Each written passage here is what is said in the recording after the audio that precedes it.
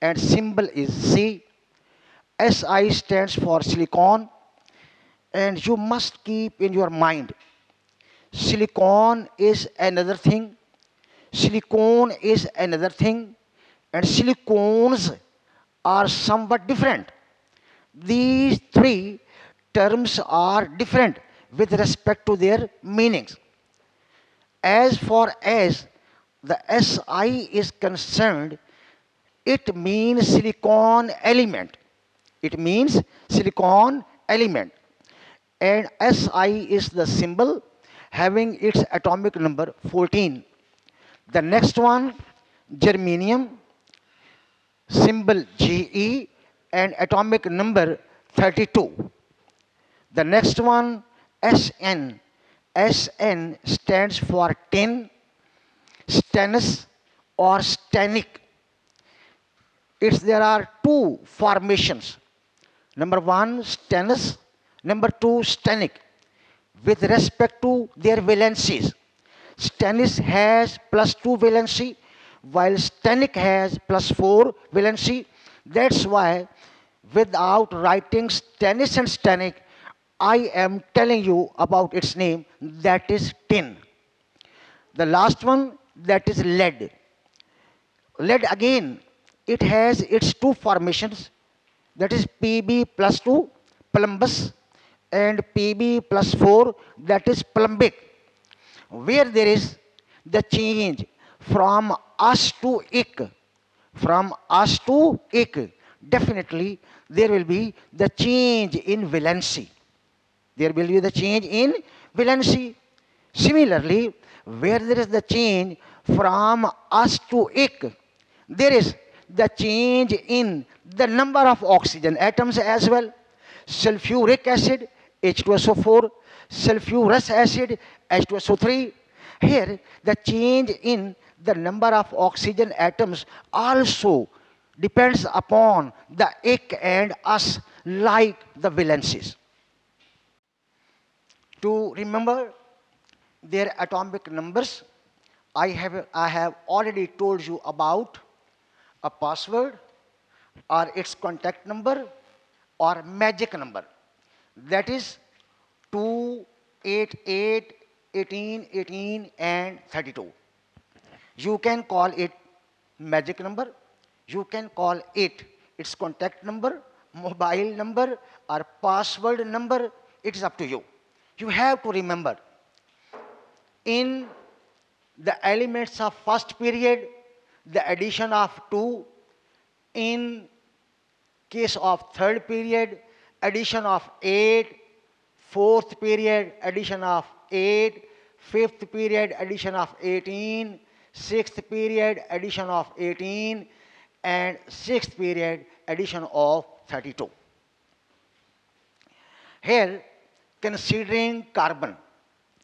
Carbon is, in fact, this carbon belongs to, it belongs to the second period. It belongs to the second period.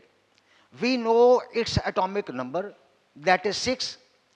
Now from magic number or contact number, you will have to take this 8 for the third period. This silicon belongs to the third period. That's why you will have to put here 8. 6 plus 8, that is equal to 14. 6 plus 8, that is equal to 14. This is the atomic number of Si, silicon element. Now after this, that is the next period 4, you will have to add 18. 18 number to the 14, you will get here, I think, 32. 14 plus 18, that is 32. Now, in next period, you will have to add 18. You will have to add next 18. The next 18 will give you 50. 50.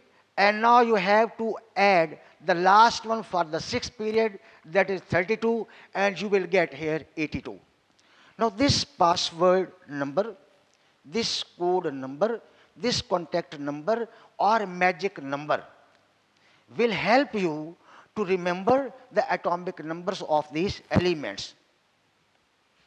Now, names, okay, symbols, okay, and atomic numbers, okay. We have to discuss their properties.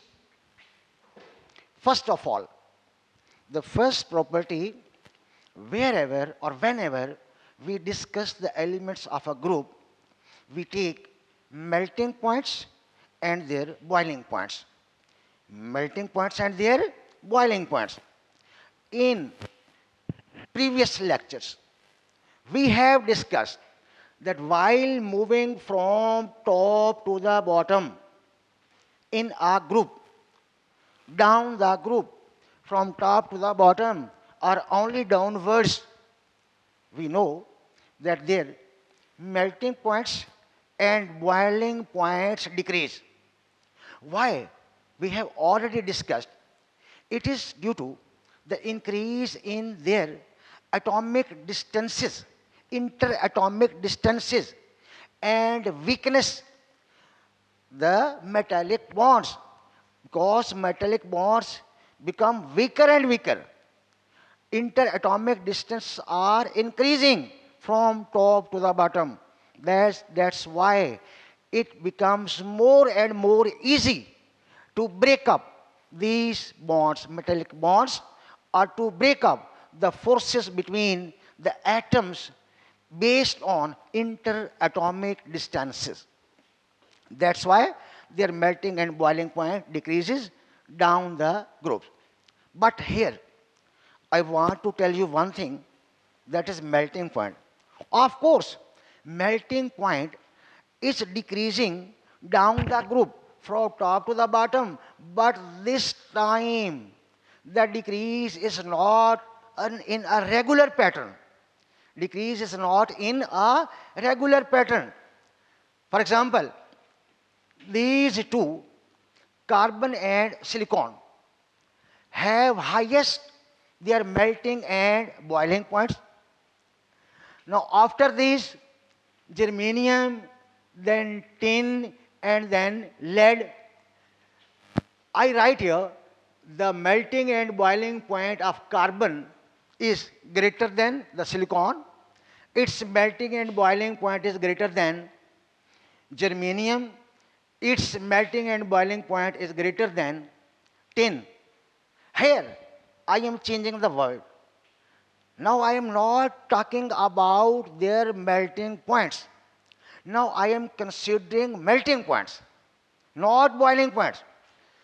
As far as the melting point is concerned, the melting point of lead is higher than that of the tin.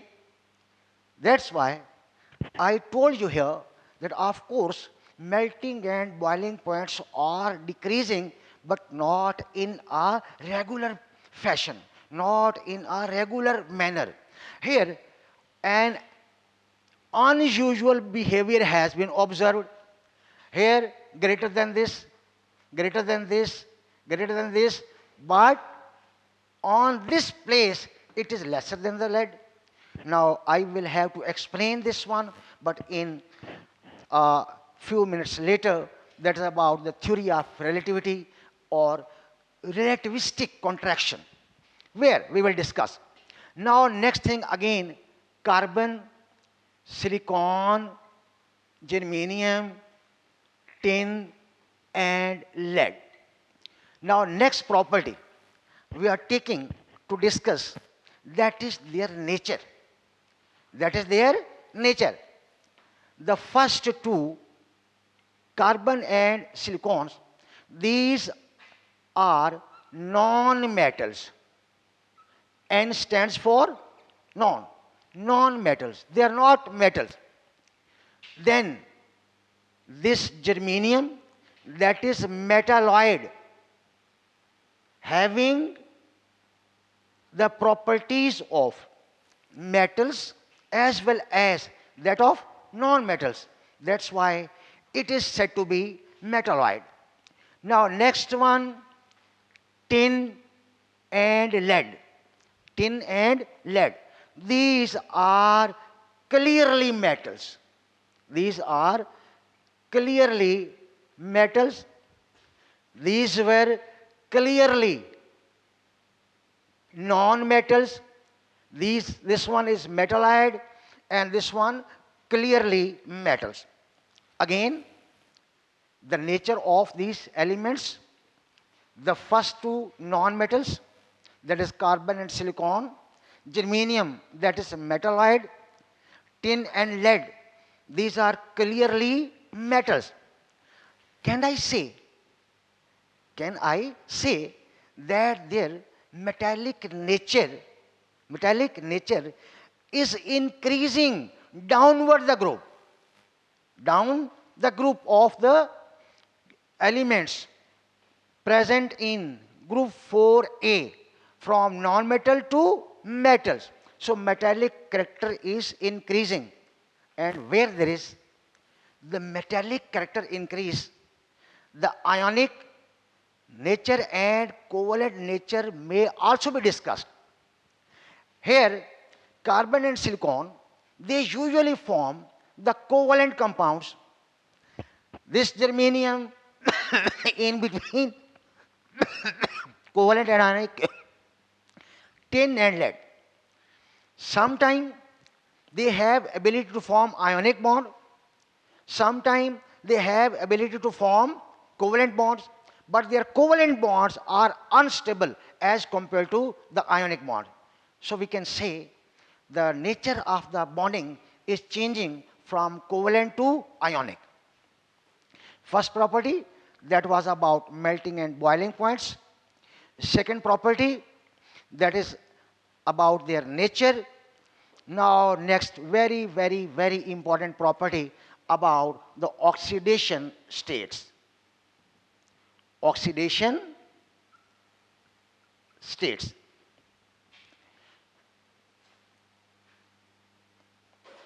When we consider here their oxidation state, usually the oxidation states are 2 positive and 4 positive. 2 positive and 4 positive. But their particular orders, where they are greater, where they are lesser, where they are equal, for this purpose, I am going to draw here a graphical representation so that we can come to know about all their orders.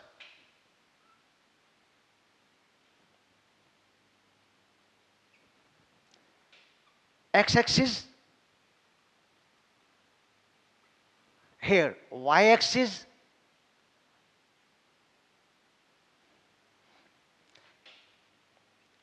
carbon, silicon, germanium, tin and lead.